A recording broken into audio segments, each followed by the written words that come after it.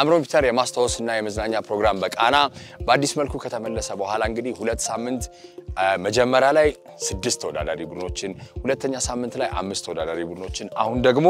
3 ተወዳዳሪ ቡድኖችን ይዘን መጥተናል በዚህኛው እንግዲህ የመጀመሪያ ዙር ውድድራችን ላይ የመስማት ችሎታችሁን እና ጎን ለጎን ደግሞ የማስታወስ ችሎታን አብረን እንፈትን ይሆናል እማነብላችሁን ስሙ እሺ ዝግጁ ናችሁ ልጀምር እሺ ከአዲስ አበባ በስተምዕራብ በሆለታ ከተማ መውጫ 53 ኪሎ ሜትር ርቀት እንደተጓዙ ሆለታ ከደረሰን በኋላ በስተግራ በኢትዮጵያ ሚሊተሪ አካዳሚ 15 ኪሎ ሜትር ተጉዘን እምናገኘው ሱባ መናገሻ ፓርክ ሲሆን አሊያም ከአዲስ አበባ በስተደቡብ በኩል ጅማ በር መንገድ በሰበታ መውጫ 46 ኪሎ ሜትር ርቀት እንደተጓዙ ከደረሰበታ ከተማ ከደረሰን በኋላ በስተቀኝ ተገንጥለን 16 ኪሎ ሜትር የጥርጊያ መንገድ ተጉዘን ከ2200 እስከ 3385 ከባህር ወለል በላይ የሚገኝ ፓርክ ነው ሱባ ፓርክ በ15ኛው መቶ ክፍለ ዘመን ጀምሮ የተከለለና በአፍሪካ የመጀመሪያው ፓርክ ወይም the oldest park in Africa ሲሆን 550 ዓመት በላይ እድሜ ያስቆጠሩ እጽዋቶች ይገኙበታል የሱባ ፓርክ በጠቅላላው 9555 ሄክታር ሸፍኖ ያዘ ሲሆን በውስጡም 167 እጽዋቶች ይገኙበታል ከነዚህ ውስጥ የሐበሻ ጽድ ኮሶ ዝግባ ጥቁር እንጨት ሀገር በቀል ናቸው 32 አጥቢ እንስሳት ሲገኙበት ከነዚህም ውስጥ ድኩላ ወይንም ባሽባክ እና እግራ ነጪ አይጥ ብርቅዬ ናቸው ሌሎችም የሚገኙ አነር ጅብ ከርከሮ ጉሬዛ ዝንጀሮ ይገኛሉ ይላል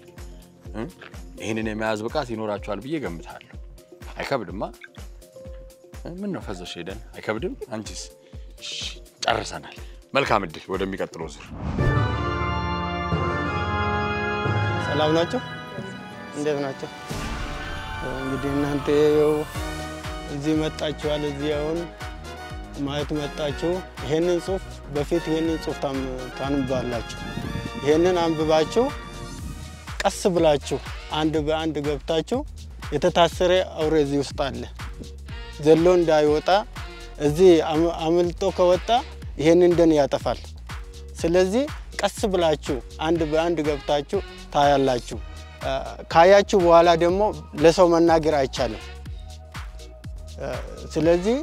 አንድ በአንድ ገብታችሁ ታያላችሁ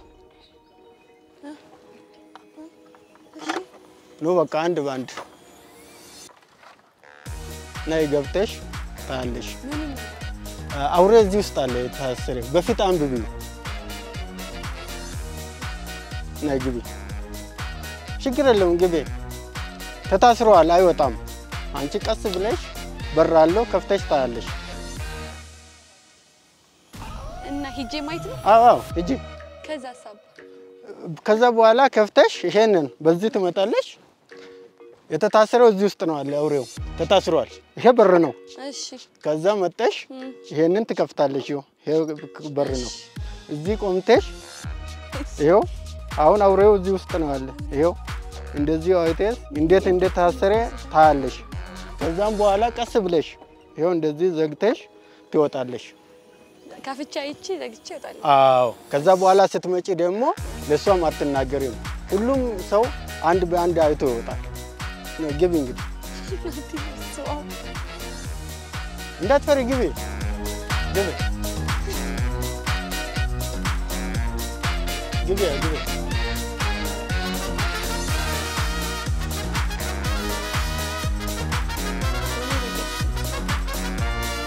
ችግር የለም ግቢ ከፍተሽ ታያለሽ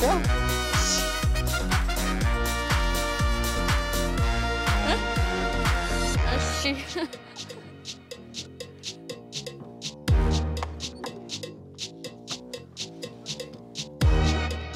ጠጋበይ ናይ ጠጋበይ ሳታይ ምን እንዳትቀሪ እንጂ ቀስ አይታየኝም እዚህ ጠጋበይ ጠጋበይ ያየሽውን ትነግራኛለሽ ነይ ነይ ማን ነይ ነይ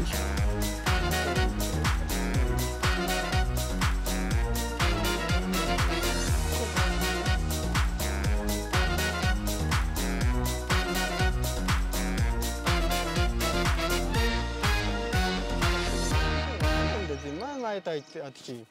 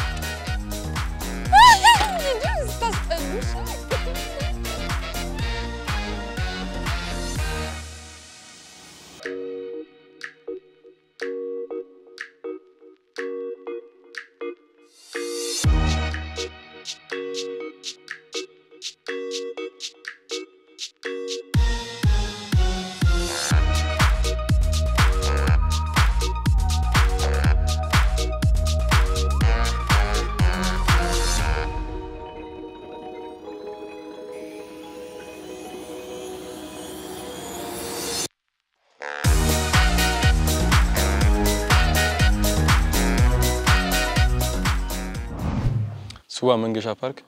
በአፍሪካ ታጥሮ የቆየ ቀደምት የሚባል ፓርክ ሲሆን 15ኛው the oldest park in Africa ስንለው በ15ኛው ክፍለ ዘመን የተመሰረተ ከ550 እድሜ በላይ ያስቆጠሩ እጽዋትን ያዙ ነው። የቆዳ ስፋቱም 9555 ሲሆን በውስጡ 55 ሄክታር ሲሆን በውስጡም 165 እጽዋትን ይዟል። እነሱም ጽድ ባህር ዛፍ ዋርካ ጥቁር ዛፍ ኮሽም እና የመሳሰሉ ናቸው። ዛለም ደግሞ 32 አጥቢያ እንስሳትን ያዘ ሲሆን ከዛ ውስጥም እግሯ ነጭ አይጥና ድኩላ ብርቅዬ ናቸው። ሌሎችም ደግሞ ጦጣ ዝንጀሮ ከርከሮ ጉሬዛ አነርን የመሳሰሉ ወዘተን ይዟል። ጨርሰናል። የሱባ ፓርክ በ15ኛው ክፍለ ዘመን የተከለለ ፓርክ ሲሆን በአፍሪካ የመጀመሪያው the oldest park in Africa በመባል ይታወቃል። በውስጡ ከ555 ዓመት በላይ እድሜ ያስቆጠሩ ዛፎች ሲገኙ ይገኛሉ። የሱባ ፓርክ አረግዴ 9555 ሄክታር የተከለለ 9555 ሄክታር የተከለለ ሲሆን 167 እጽዋቶች አሉ። ከነዛም ውስጥ የሀበሻ ጥድ ዝግባ ኮሶ እና ጥቁር እንጨት አገር በቀሎቹ ናቸው። 32 እንስሳቶች ሲኖሩ ከነዛም ውስጥ ድኩላ ብላክ ባሽ ነጭ ግራይት ነብር ከርከሮ እና ጉሬዛ ይገኛሉ። ሶ ይሄንን ይመስላል። ሌላ ምን ይቀረናል? 9500 ሄክታር የተሸፈነ ሲሆን 555 በቃ ሱባ መናከሻ የ15ኛው ክፍለ ዘመን የተከለለ የመጀመሪያው የአፍሪካ ፓርክ ሲሆን በውስጡም 550 የሚሆኑ እጽዋቶች አሉ በውስጡ የሱፓ ፓርክ በአጠቃላይ 9555 ሄክታር መሬቶች ሲኖሩት ከነዚህም ውስጥ 167 እጽዋቶች ይገኙበታል ከነዚህም ውስጥ ዝግባ ሀገር በቀል ጥቁር እንጨት ኮሶ ናቸው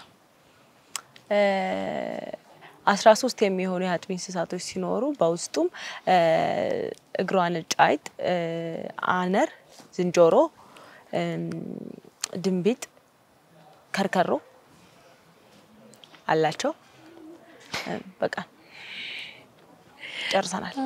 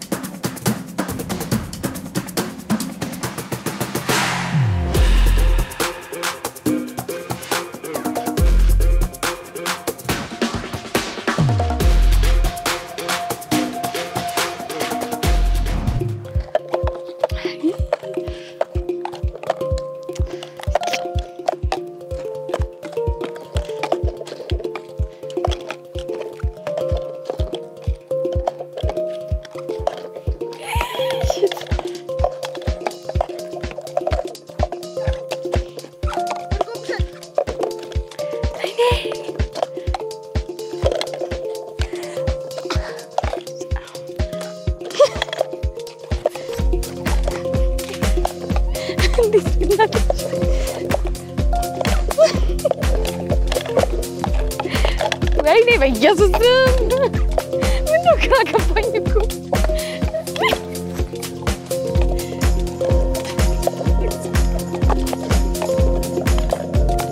እያፈረሽ ነው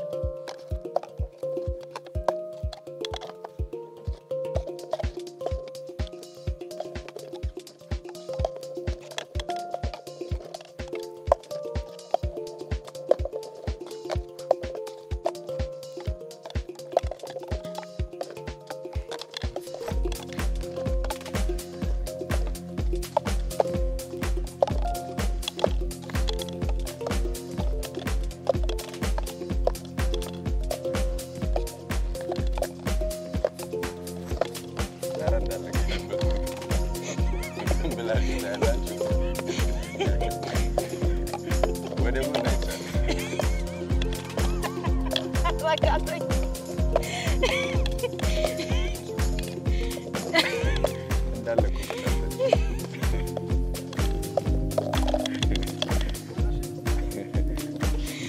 ተጠየቀራው አንድ ነው ያለው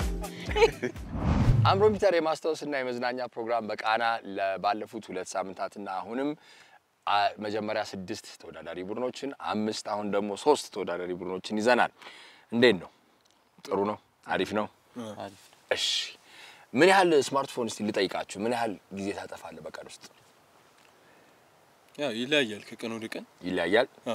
አንተ ግን ብዙ ነው የኔም ይለያያል ግን እስከ 1 ሰዓት በቀን ውስጥ ስራ ስለሆነ ስራ ላይ ነው የምትሆነው ብዙ አብዛኛውን ጊዜ እሺ ኦኬ እንግዲህ ከዚህ በፊት የተጠየቃችሁት ጥያቄ ስማርትፎን ላይ በጣም ሱስ በሚባል ደረጃ ዜጎቻቸው እየተጠቁ ያሉ ሀገራትና ፐርሰንቴጅ ነው ያለው ነገር ነጥብ ነው ከ60 የተሰጣቸው ነጥብ ነው የነበረው አይደለ እስቲ ንገሩኝ ቻይና 36.10 አረብ ሀገራት 35.17 ታንዛኒያ 35 ደቡብ ኮሪያ 32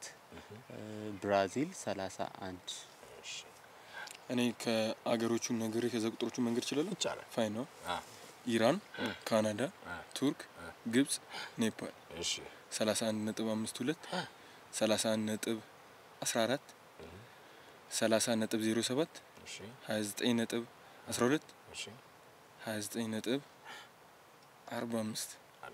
እሺ ኦኬ ይሄንን ነገር እንይዛለን የእናንተን የቡድን ስም ነው እስካሁን አልሰማሁት እስቲ ንገሩኝ የቡድን ሳይለንት ሂሮስ በጣም እውነት ነው ጸባይኞች ጸጥተኞች ናችሁ እሺ ስልክ ከሁለታችሁ የበለጠ የሚጠቀመው ማን ነው እሺ ምን ያህል ሰዓት እኔ ቤት ካል ቀኑ ሙሉ ተጠቀመሽ ያ ለሳንቺስ እኔ ስቲል አልተጠቀምኩ ከመጣሽ ጀምሮ አይደል እዚህ ጎበዝ ስልክ ከመደዋው ስለዚህ አዲክትድ የሚለው ደረጃ አልደረስኩም ነው አንቺስ እዚህ ከመጣ ስትጨቃጨቁ ነበር ስልክ ስጡኝ የሚል ሰው በስቶ ነበር እሺ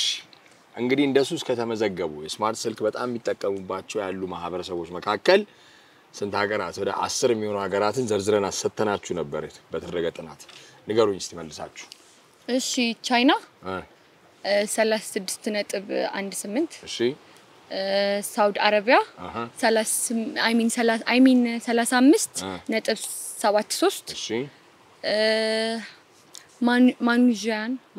ማኒዥያ 35.43 እሺ ብራዚል 32 እሺ እንትን ደቡብ ኮሪያ እሺ ደቡብ ኮሪያ 32 ደቡብ ኮሪያ እኔ ደግሞ ልበል ኢራን 32.52 እሺ ደቡብ ኮሪያ 32.16 እሺ ከዛስ ኢራን አለ ከኢራን ቀጥሎ 10 ሰከንድ ልስጣችሁ 4 አገር ቀርቷቸዋል ኢራን እሺ እሺ 5 ሰከንድ ልበል እሺ ያዝላችኋል ምን ያህል ትጠቀማለህ እስቲ ስልክህን ወይ በጣም ተጠቀማለሁ አይደለ አቅቷችሁ ነበር እንግዲህ ሱባ ያለው የኢንተርኔት ኮኔክሽን የሆኑ ቦታዎች ላይ በደንብ አለ የሆኑ ቦታዎች ላይ ደግሞ የለም ሁለቱ ቀን በጣም ለእናንተ ቻሌንጂንግ አንቺም እንደዛው ነው ቲክቶክ ላይ በደንብ አክቲቭ ናችሁ አይደለ በጣም አይደለ አወዝት እንዴት ነው ከይ ኤክስፒሪየንሱ ምንድነው እንደውም አዲስ ቻሌንጅ ሁሉ ተጀምሯል ውጭ ሀገራት ላይ ሶሻል ሚዲያ ፋስቲንግ ዲጂታል ሚዲያ ፋስቲንግ ተብሎ ለሳምንት እስቲ ስልኬን አለካ ምናምን የሚል ነገር ተጀምሯል ምን ያህል ቀን ትቆያለህ ማንስ ያለ ስልክ በጠይቅ ችግር የለብኝ ያናል ያው ኦኬ how about you አንቺስ እኔ ኦልሞስት 2 ሳምንት ሳታርጊ ምንም ነገር ሳታርጊ ቆይተሻል ከዚህ በፊት ኢንተርኔት ስለሌለ አሪፍ እሺ ኦኬ እንግዲህ ጥያቄውን ያው ለማዛመድ ነው አሁን ቀደም የጠየቃችሁ ጥያቄ አለ አይደለ የዓለም ሀገራት እና በኢንተርኔት ወይንም በስማርትፎን ላይ በጣም ዜጎቻቸው ተጠምደው እስከ ሱስ ያህል የተመዘገቡና ከ60 የተሰጣቸው ነጥብ ነበር የተቀመጠው ንገሩኝ ጀመር እሺ መጀመሪያ ያለችው ቻይና ነች 36 ነጥብ 18 እሺ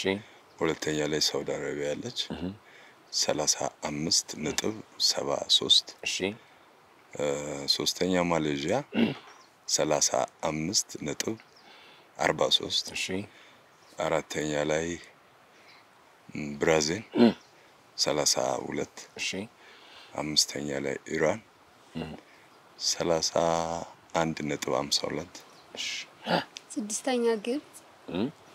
እሺ 30 ነጥብ 48 እሺ ከዛ ካናዳ 30 ነጥብ 11 ከዛ አይ ዶንት ኖ ግን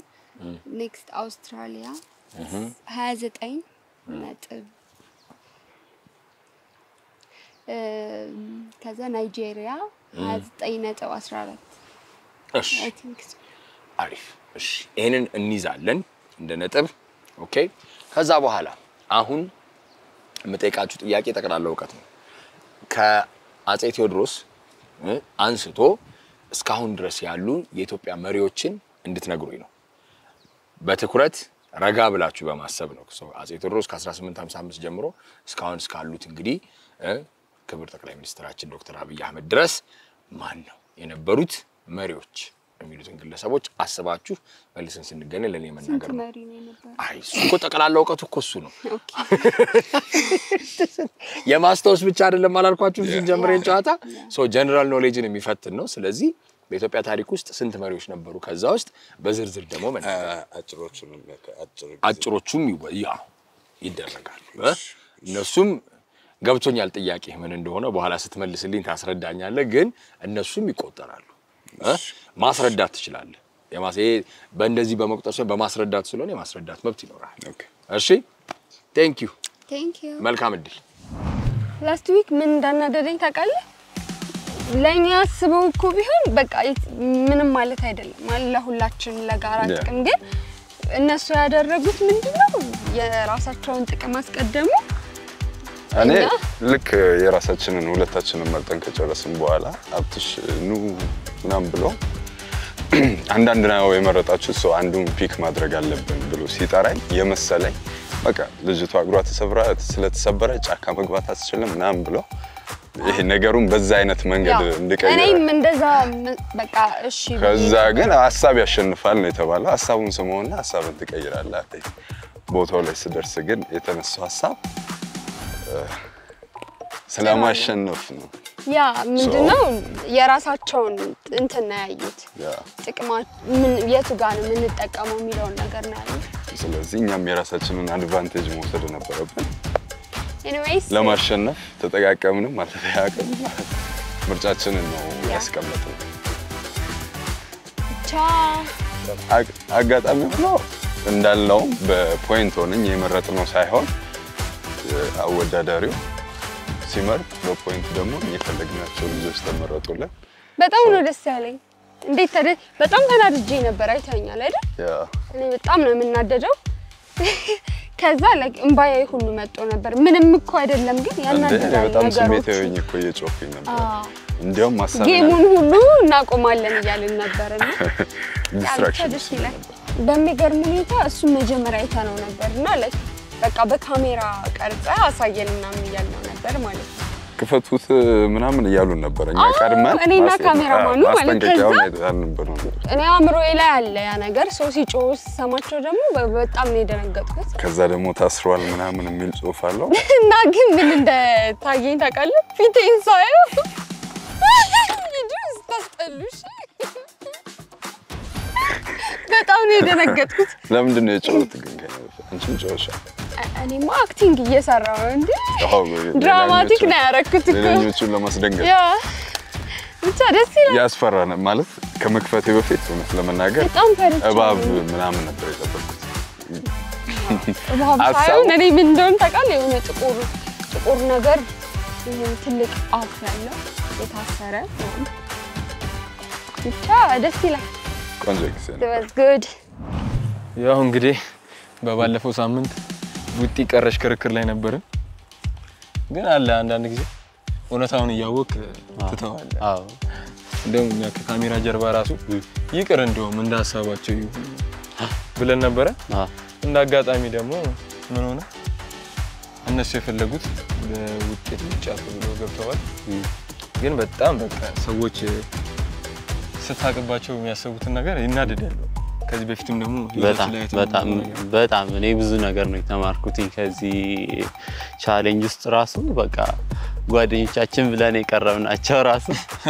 ብዙ ነገር ያሉን ነበር ብቻ እነሱም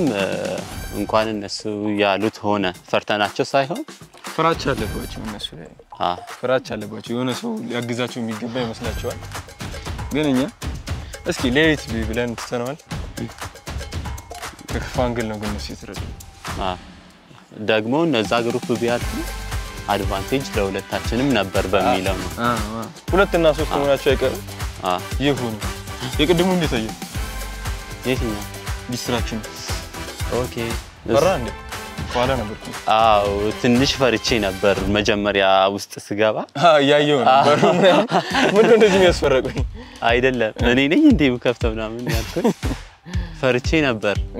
ግን ሳየው በቃ ወይ ባብ ውስጥ አለ ወይ ዘንዶም ምናምን አለ ቢያስብ ነበር ግን ተስላላየ እኔ ደግሞ በባለፈውም ሳምንት ላይ የጅቡ እንዴት ነው እንሳዎች ካልነካቸው አይነት ነው እየሰማስ ጅቡንም ብዙ አልፈራውትም ነበር ይሄም ደግሞ በቃ ከኛ ቀድሞ የነበሩ ልጆች ድምጻቸው የፍራት ድምጻቸው እየቀነሰ ሲመጣ ዜር መስት ቢ በቃ ማያስፈራ ነገር ነው ብዬ እንግዲህ ዝቅ ብዬ ሳይ ራሴን አየሁት ራሴን ደግሞ አልፈራ አልጮኩም ይላል ፖይንቱ ግን ይመስለኝ ሰዎች በቃ ራሳቸውን መፍራት ያለባቸው ይመስለኛል ራስ ነገ የምትሆነው ማንነት ዛሬ ላይ ዲሳይድ ማድረግ አለ ባለበለዛ ሌላ ካራክተር ይዘ የሚያስፈራ ራሱ ሊያስደነግጥ የሚችል ካራክተር ትችላለህ ይመስለኛል መልእክቱ እኔም እሱን ነው የተረዳሁት አንተ ራስን ትፈራለህ ማለት ነው እግዚአብሔር ይመስገን ሶስተኛው ዙር ደርሰናል መጀመሪያ ዙር ላይ ተብለው ነበር አይ ቲንክ ውጤት ተሳስተው ወራጅ ቀጠና አስቆጥተው ነበር ቃል ከዛ ግን መልሶታል በሁለተኛውም ተመርጠን ገባ ነው አሁን እንግዲህ እግዚአብሔር ይርዳና እናሸንፋለን ብለን እግዚአብሔር እንግዲህ እናሸንፋለን እና ደግሞ ቅድም ያየነው ነገር ኦኬ አንቺውና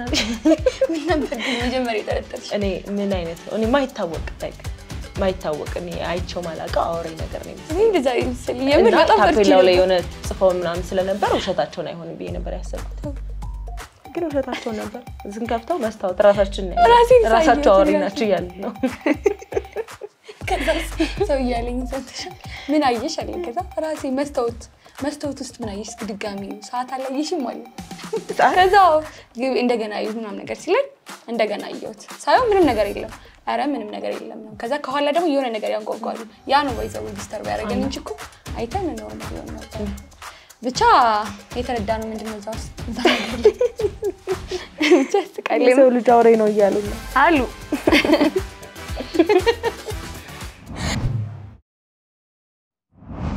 ሃይ ዴናችሁ እንግዲህ የመጨረሻው እንት ላይ ደርሰናል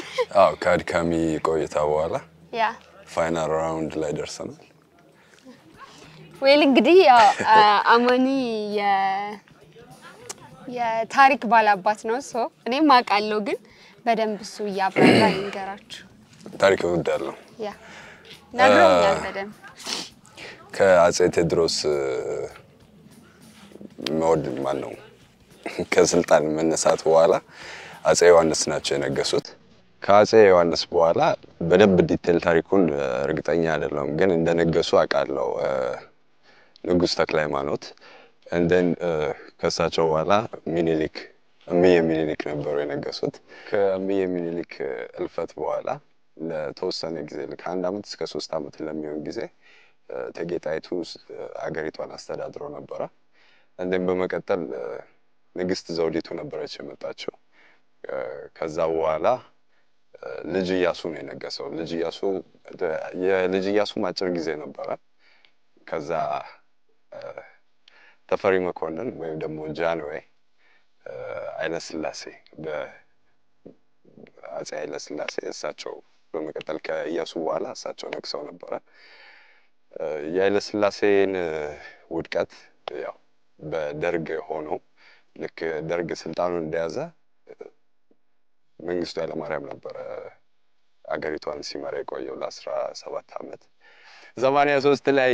የመጣው የለውጥ መንግስት ጊዜያዊ ተብሎ ከ83 እስከ ምርጫ እስኪደረግ እስከ 87 ድረስ ታምራት ላይኔ ለ4 ዓመት ሀገሪቷን መርቶ ነበረ። ከዛ በኋላ ምርጫ ተደርጎ 87 ላይ የኢህአዴግ ሲያሸንፍ ጠቅላይ ሚኒስትር መለስ ዜናዊ ስልጣኑን ተቆጣጠሩት። ከዛ በመቀጠል የጠቅላይ ሚኒስትር መለስ ዜናዊ እልፈት ተከትሎ ጠቅላይ ሚኒስትር ኃይለማርያም ደሳለኝ ለተወሰነ ጊዜ ለ6 ዓመት ስልጣን ላይ ቆዩ። ከዛ ደግሞ ድጋሚ አዲስ ለውጥ መጣና በዛ ለውጥ ምክንያት አሁን ያለንበት አገሪቷን የሚመራው የብልጽግና ፓርቲ ሊቀመንበር የሆኑት ጠቅላይ ሚኒስትር ዶክተር አብይ አህመድ አገሪቷን እየመሩ ነው። ዮሐንስ ተክለ ሃይማኖት፣ ምኒልክ፣ ዘውዲቱ፣ ልጅ ኢያሱ፣ ኃይለ ሥላሴ ከዛ በኋላ ደርግ ኢህአዴግ ብልጽግና ነበር እና እንደዛ ፕሬዝዳንት እና ፕራይም ሚኒስተር ከደርግ በኋላ ስለመጣ እንደዛ ከሆነ መለስ ዜናዊ መንግስቱ ኃይለማርያም ሶሪ ከዛ መለስ ዜናዊ ከዛ በኋላ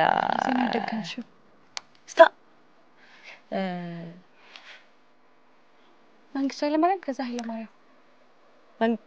መንግስቱ ኃይለማርያም አንዴ ኦኬ እሺ መንግስቱ ኃይለማርያም ከዛ መለስ ዜናዊ ከዛ በኋላ ኃይለማርያም ደሳለኝ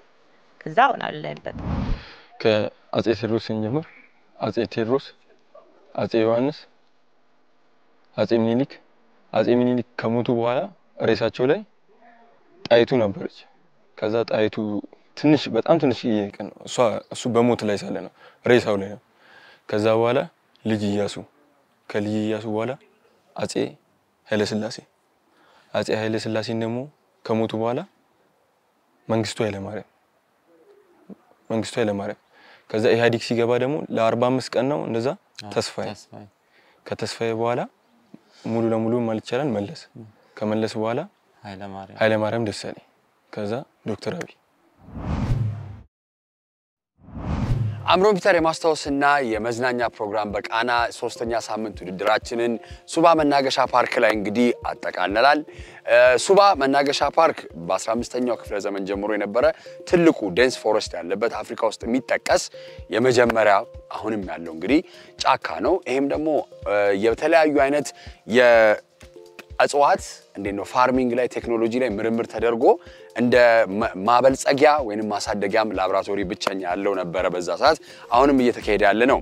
እንግዲህ የመጨረሻው ትልቁ ዳኮማቻ የሚባለውን ለመውጣት ወደ 3385 ከባህር ወለል በላይ ነው ያለው። እዛ ላይ እንግዲህ ተሯሯጥ እዛ ላይ አልደረስንም አይደል? የደረስናትኛ የመጀመሪያዋ ትንሿን የጃንሆይ ካምፕ ሳይትን ነው ያየነው። እዛ ላይ ብዙ ነገር አብረን ቆየን፣ ተዋወቅን።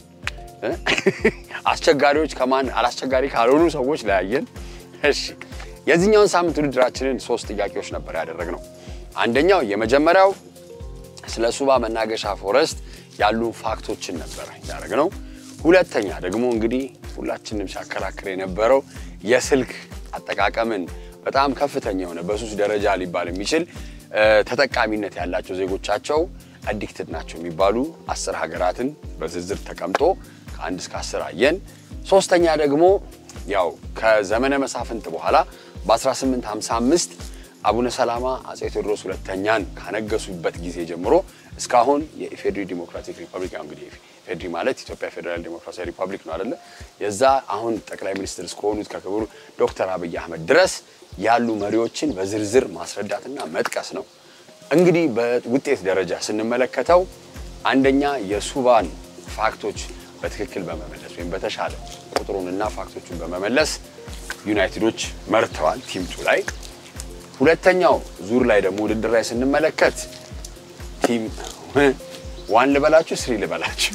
3 ነው አይደለ? ቲም 3 በተሻለ መልኩ ደቡብ ኮሪያን ባትረሱ ኖሮ እናንተ የተሻለ እድል ነበራችሁ። እነሱ ግን ደቡብ ኮሪያን በመጥራታቸው የተሻለ ሆነው አንድ እኩል ሆናችሁ ነበረ ማለት ነው። እናንተ ምንድነው የእናንተ ጥፋት ደግሞ ሳውዲ አረቢያን አረብ ሀገራት ነው ያልከው እሱ አንድ አለ። ሌላኛው ደግሞ የመጀመሪያው ቻይና ደግሞ ሲጠራ 36.18 ነበረ 38.10 ያላችሁ ወደ ታች ሲወርድ ሁላችሁም ከአምስተኛው በኋላ ያሉት ስህተቶች መጠነ ሰፊ ስለሆኑ እስከ 5 ባለው ተይዞ እነሱ የተሻለ መልሰዋል ማለት ነው።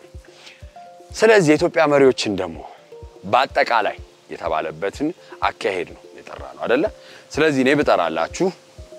አጼ ቴዎድሮስ ሁለተኛ፣ አጼ ዮሐንስ አራተኛ፣ አጼ ሚኒሊክ ሁለተኛ አለ። ከዛ ልጅ ኢያሱ አሉ። ከዛ በዳያርኪ ደግሞ ኤምፕረስ ዘውዲቱና አልጋወራሽ ተፈሪ መኮንን ወይም ራስ ተፈሪ መኮንን ነበሩ። ከዛ በኋላ ያሳልቅ ደግሞ አጼ ኃይለ ሥላሴ ተብለው